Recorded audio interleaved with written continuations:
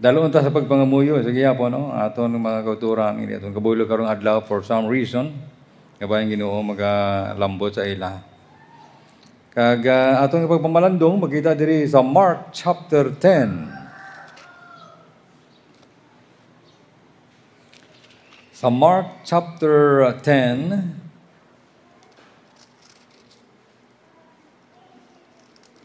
daw anom lang ka bersikulo siguro pagbasahon natin diri. Bisa sa may verse number 17, Mark chapter 10, verse number 17.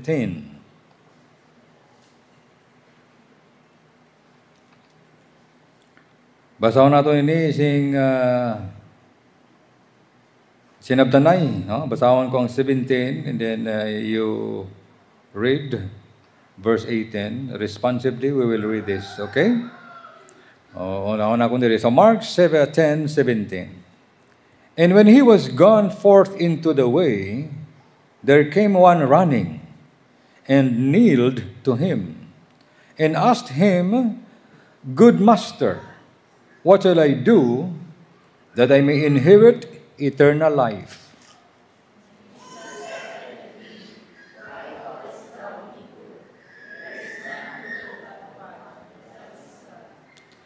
Thou knowest the commandments, do not commit adultery, do not kill, do not steal, do not bear false witness, defraud not, honor thy father and mother.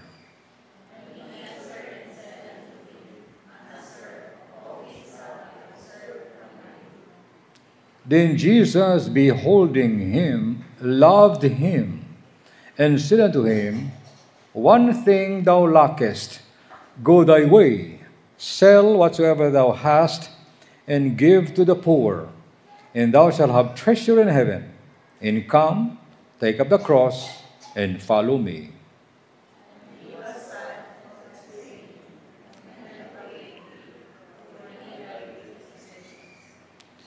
Ginoo, salamat gid sining pulong karon kabay pang mapahayag nimo sa amon nga tagipusoon ang importansya sa kaluwasan sa amon kalag, above all, sa sining kalibutan. Kabay pang tagistag sa Ginoo nga yari na nagatipon sa pagsimba diri. Nakabato na sa kabuhi nga walay katapusan. Nga makita, maagom namon pagi sa pagtuo kapag salik namon kay Kristo Jesus. Nga mo namatay, ginubong na banhaw para sa amon mga sala. Pag kami nga Ginoo sa nagapadayon kami, sining nga pagpamalandong karon sa ngalan ni Jesus. Amen. Ang iban nga mga pastor o kung manugwali, gina-spiritualize ini nga dinalan sa kasulatan. Ang ila diriya, nga ang pamangkot kuno diri sang manggaranon nga tawo sa kay Ginisos, hindi kay nagapamangkot siya kung ano himuon niya agud makaangkon siya sang kabuhi nga walay katapusan. Kundi suno sa interpretasyon sa mga pastor, mga evangelist, kuno gapangayo ang Ginoo ang tao nga di sa mong sabat. Kung ano himuon niya agud nga mangin maayo ang iya nga kabuhi.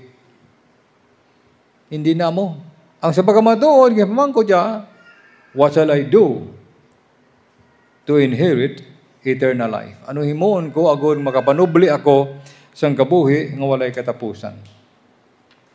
Sa atong nga mensahe, ginatiguluhan, the man who went to hell with heaven on his mind. Nagpa-impyerno ang mga tao, pero sa pangunauna niya, langit. Sa tigipuso niya tani, kasi pangunauna niya, gusto siya sa langit. But he went to hell. Masubo na.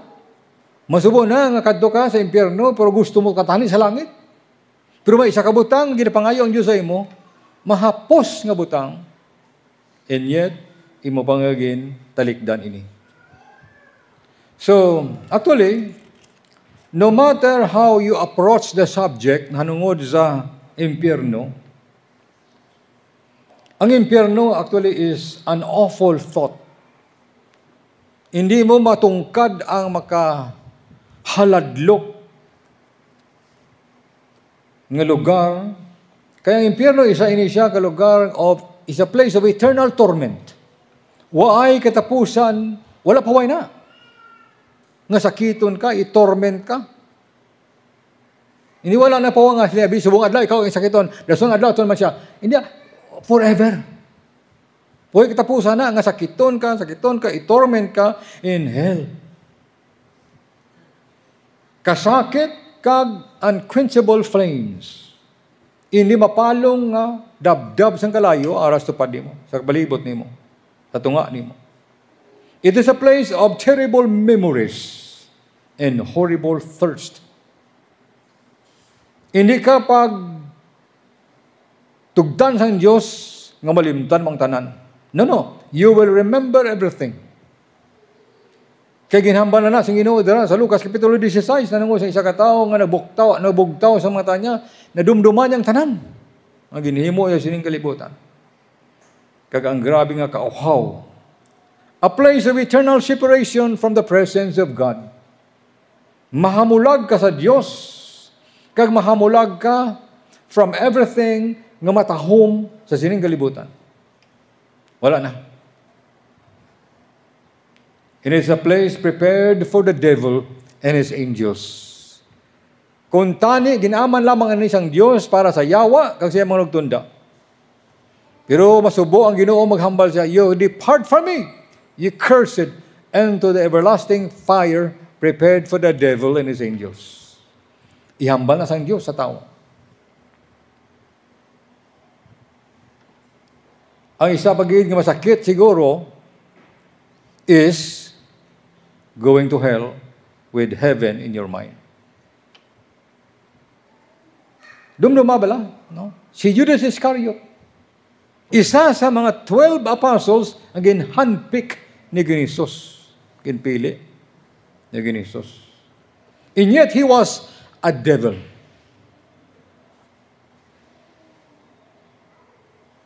Meaning, do halos ginhalukan niya. Ginhalukan niya na ang gates of heaven, but he went to hell. Si Felix, isa ka ruler, isa ka gobernador, sa tiyempo ni Apostol Pablo. Gintulok niya ang salvation. Sili niya sa Acts 24:25, hambal niya kay Pablo niya,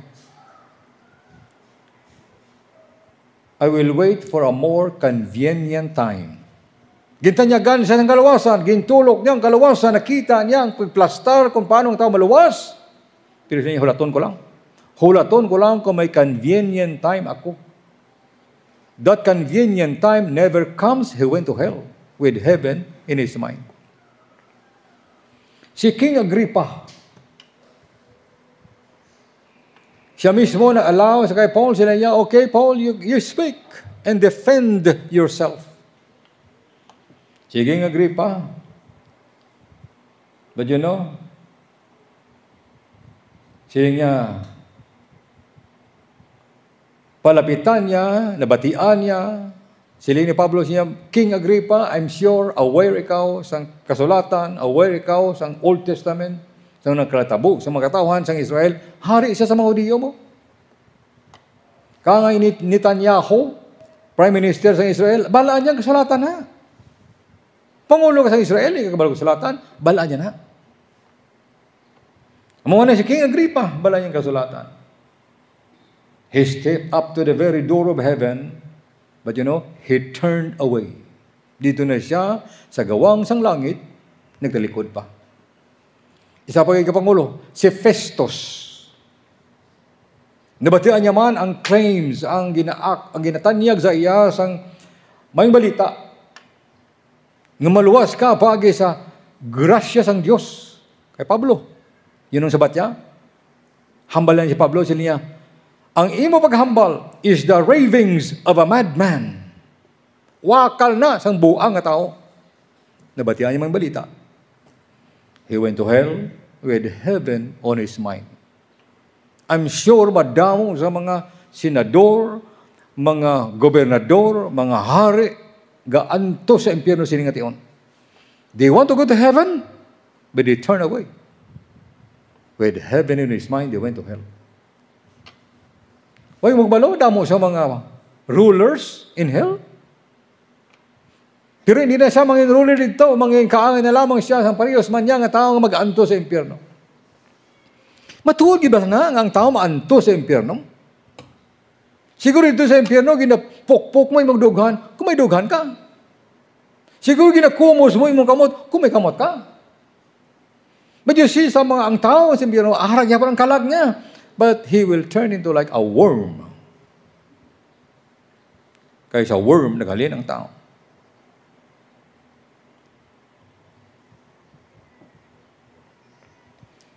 So, ining tao nga manggaranon, nakita natin diri sa verse 17. Ang status sa sining nga tao nga manggaranon, sila niya sa verse 17, what shall I do that I may inherit eternal life? Ano himoon ko? Sino pamangkot niya? Si Jesus. Nga tag-iya sang kabuhi nga nagtapusan. Nga mahapos ang tanyag sang Ginoo, sila niya, ang bisan sino nga magtuo sa anak, si Jesus, may kabuhi nga walay katapusan. Si Jesus pagkipamangkot niya. Can you imagine? Ang tag-iya sang kabuhi, ginpamangkot mo. Ang tag-iya sang kabuhi nga walay katapusan, ginpamangkot niya. What shall I do to inherit eternal life? Do you think mga binutig si Jesus ihambal sa iya? Ang status ni manggaranon nga tao, sila niya, he had privilege. May privilehiyo siya sa kabuhi. Natao siya nga well-privileged. Kaya dira sa Matthew 19, kung imo nga i-comparar, si Matthew, si Luke, nag-record sini nga tatabo nga ini. He was a young man with everything. Tanan ara saya. In fact, inhambal diri sa bersikulo mismo, nano kuno sa verse 22, he had great possessions. Pangako siya, nag-iya siya sa madamo ng mga posisyon. He was a well-privileged man. Hindi lamang ay privilege siya, may possession siya. Possession? Yes. Kaya sa Luke 18:18, ginatawag ining tao nga manggaranon, a ruler.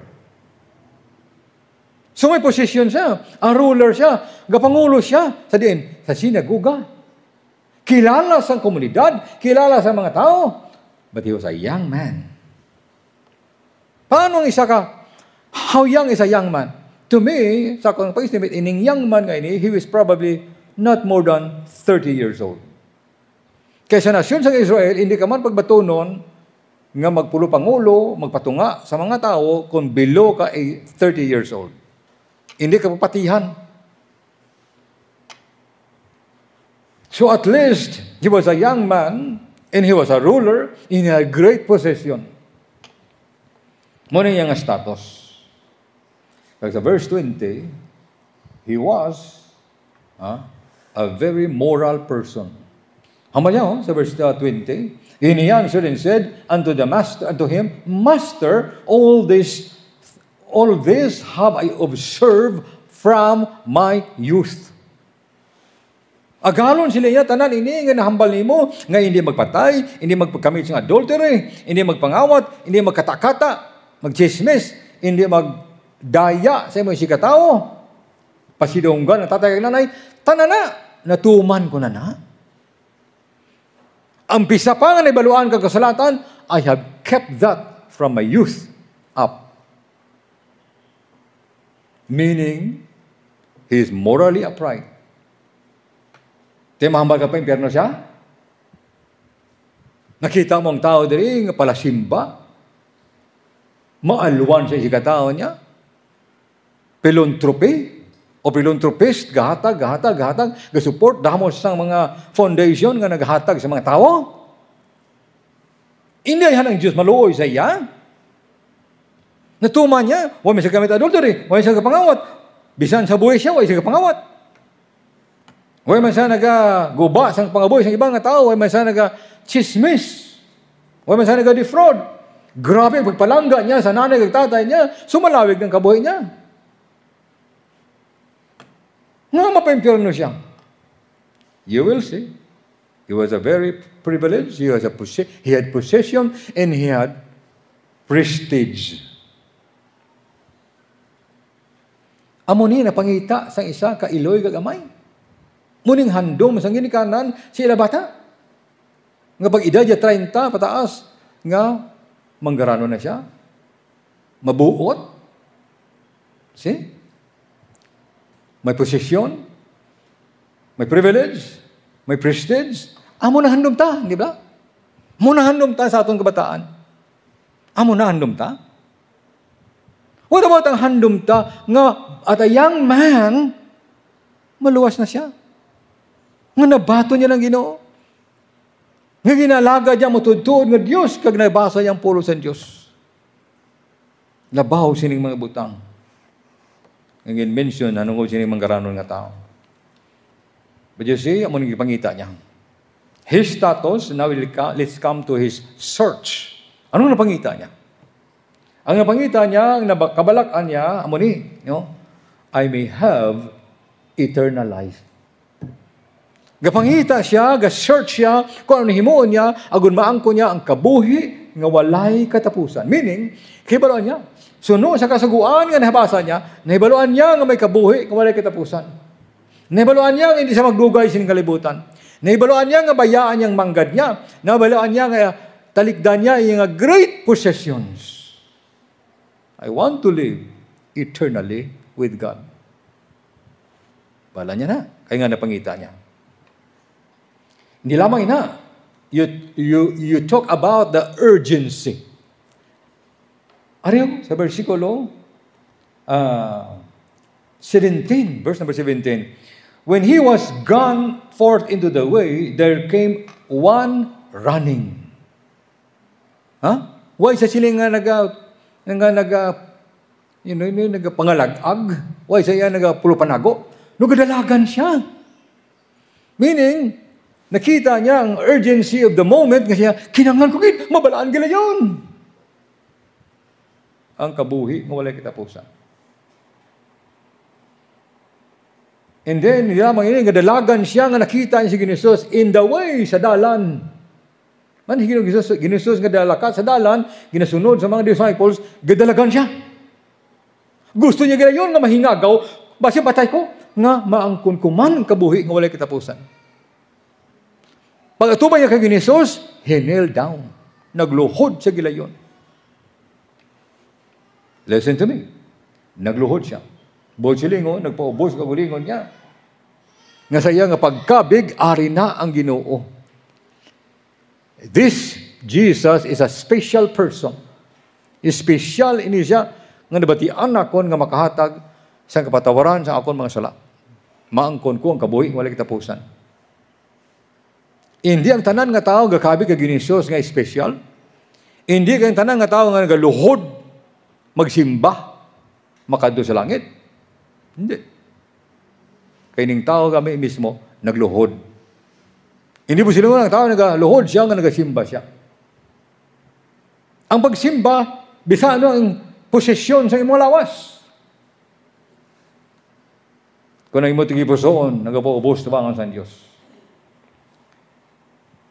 He came while Jesus is in the way, meaning ara siya sa tunga-tunga sang dalan. Hindi siya kahulat nga mahamtang, nga mapahamtang, nga mapahigadigan ang Ginoo. No, gahingagaw din siya. Kaya itong gahingagaw siya, nga maangkon niya ang eternal life.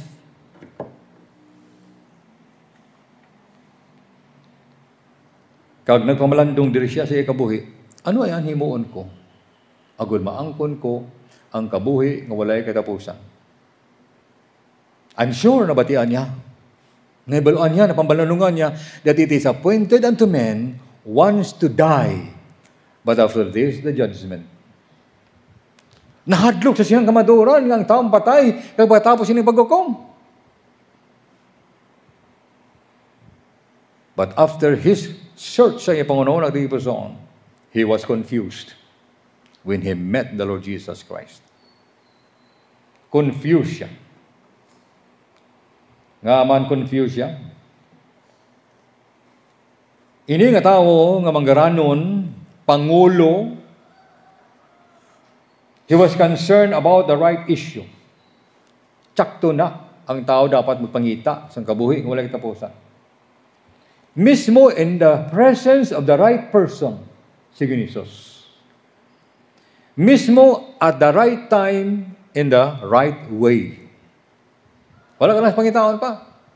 Hindi ka na lang mapuli, pato siya ka magluhod simba sa kwarto niya. Ara na ginamak mong Ginoo na. Doon ka nga bala ni Solomon, naging padamgo siya sang Diyos. Solomon, pangayo ka sang bisa ano nga butang kaihatag ko sa imo. Tido ano na ang Diyos naman ko sa imo, pangayo kung ano hatag mo. Ano hatag ko sa imo. I'm sure kita siguro damok ta listahan nga pangayoon sa Diyos kung kita padamgohon sang Diyos kung ano ang pangayoon ta. Huwag siya ngayon manggad. Huwag siya mayo siyang kabuhi siyang kaaway niya. Huwag siya pangayo sang malawig ng kabuhi. Amo na yung gusto sa tao, maglawig patani kita. Nga gusto sa tao maglawig sa kabuhi niya. Balok nga, kay gusto siya nga maglawig siya agad maunahan, nga matinir siya sa kalibutan, mapatay itong kontra niya. Maya ate, parlamatay sila. Kuya buhi gyapon. But you say, hindi nang iba yung Solomon. Isa lang kabutang ang ipangayon niya. Wisdom. Ang wisdom, ang kaalam, na nagikan sa Diyos. Kay sa Diyos natago, ang tanan nga kaalam, kag ihibalo, mayara kay Kristo Jesus. Bala niyong istorya ng tabo kay Solomon. So ining tao, he thinks salvation can be earned. Tugata na si Jesus, may nahimo na siya sa iyang kabuhi, natipigan niya ng tanan nga sugo, damo na siya sa pagkabutang, damo na siya sa mga nahatag na bulig sa mga foundation, kaya everything, kaya tubang niya tag-iyas ang kabuhi, nga walay katapusan. But huna-huna niya, nga ma-earn niya, nga mabakal niya, nga mabaylohan niya. Kaya that's why sila niya, what shall I do? Ano himuon? Ispektar siya nga may himuon. Doing instead of trusting. He thinks salvation is a reward. Una-una niya ang kaluwasan, ibalo sang Diyos ay reward, kaluwasan. May isa ka pastor na samtang gulat siya sa airport siguro. May na-istorya siya sang isa ka Indiano. Muslim nga Indian. Isigira niya nung kaginisos, nagbatong kaginisos, right there mismo sa plangkuan nila, nagpangamuyo siya upod sa pastor, how to receive Jesus Christ. Pagmuklat sa mata niya, sila niya sa pastor niya, thank you so much. Now, sila niya, I have Muhammad and Jesus. Hindi na among kalawasan. Gindugang niya si Ginisos sa iya pagtuo sa kay Muhammad. Hindi mo pwede idugang sa Ginisos sa imong reliyon. Hindi mo pwede idugang sa Ginisos sa imong morality. Hindi mo pwede idugang sa Ginisos sa imong pagka-panatiko, kag pagkapisan sa pagsimba. Hindi. It is not works, religion, plus Jesus. Hindi na pagbatunon sa Diyos. You see, ini nga tao, he was right with his fellow men. He was right in his religion, but he was not right with God. Okay, nabaton siya sa iyang mga katawan sa community, kay ruler siya sa sinagoga. Okay, kay relihiyoso siya. Okay, kay maaluan siya. Wala kasang question sa kabuhi niya. He was accepted, but he has rejected the Son of God. Naring kasubo. Last na nga point. Nasubuan siya. Sa verse number 22, and he was sad at that saying, and went away grieved, for he had great possessions. Kaginhambal ng Ginisus sa iya, pagkatapos kanahambal siya, sila niya, all of these things I have observed from my youth up. Kag si Ginisus nagtulog sa iya, notice that, loved him. Nagigugma sa iya. Do you know, ang Diyos nagigugma sa tanan nga tao? Tanan nga tao, bisan pa ang tao nagsikway sa iya, ginigugma sa Diyos. Tanan nga tao nga nagakumos ang kamot niya sa impyerno subong, nagigugma ang Diyos sa imo. You are there because you made a wrong choice. Tanan nga tao ang imong ginikanan, ang imong paryente, ang imong hinigugma nga nagkalamatay na, you don't know where they are, maybe they are in hell. Ang Diyos nagigugma sa ila. But they did not make the right choice of, accepting the author, the source of eternal life, the Lord Jesus Christ. Yung requirements ng Diyos, how to be saved. Simple lamang, nakita sa Ginoo mo ang iyang kabuhi. Tiyamal sa Ginoo siya niya, baligya be, ang tanan mo ng mga pagkabutang, ihatag sa mga imol, then you come and follow me. Let's see. Can you imagine, ginbaylo niya ang temporaryo nga butang sa eternal nga butang. What is life diri sa kalibutan nga mag-enjoy ka ba diri sa isa kagatos katuig sa imong mga pagabutang, sa imong nga natipon nga mga pagabutang, sa mga gina-enjoy mo nga mga pagabutang sa kalibutan? How long? May isa kagatos katuig. Ikumparar mo sa eternity, for all eternity in heaven. Baylo mo na. But Jesus loved him. Wala sang tao sa impyerno nga magsinggit sa dito sang kasakit kapag antos mahambal siya. Wala ako ginahigugma sang Dios. No. Bisan ang tao padulong sa impyerno, God loved him. Tinga akong ginahigugma sang Dios nga ginabuhi sa impyerno because you refuse the one who gave you that love. You see, ang Diyos gitagaan niya ang tao sang will, sang emotion. Ang will, ang kabubuton, i-exercise ang tao to reject or to believe. Hindi pwede ng iba mahimo desisyon para sa imo. Hindi man pwede nga ang desisyon mo himuon mo too late. Kung dito ka na sa impyerno while you are still around. Tisiling sa balang sulatan, the Lord's compassion was on him. Arang gugma sang Ginoo sa iya. In fact, siling sa Biblia, sa Romans 5, verse number 8, ano kano? For God commendeth His love toward us in that while we were yet sinners, Christ died for us. Sang makasasala pa kita, ang Diyos naghigugma sa aton, nangimatay para sa aton.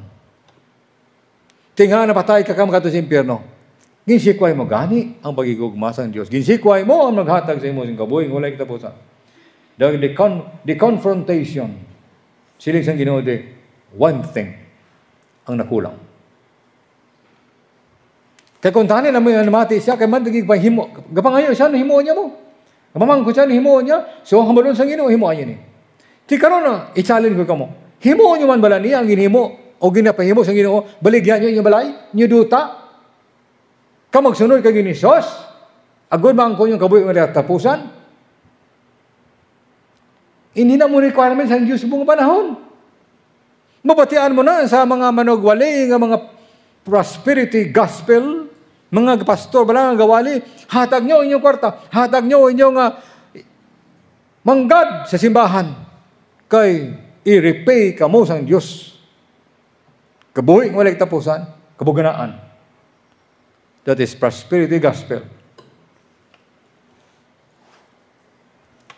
Hindi na mabakal sang tao ang kaluwasan ngayon.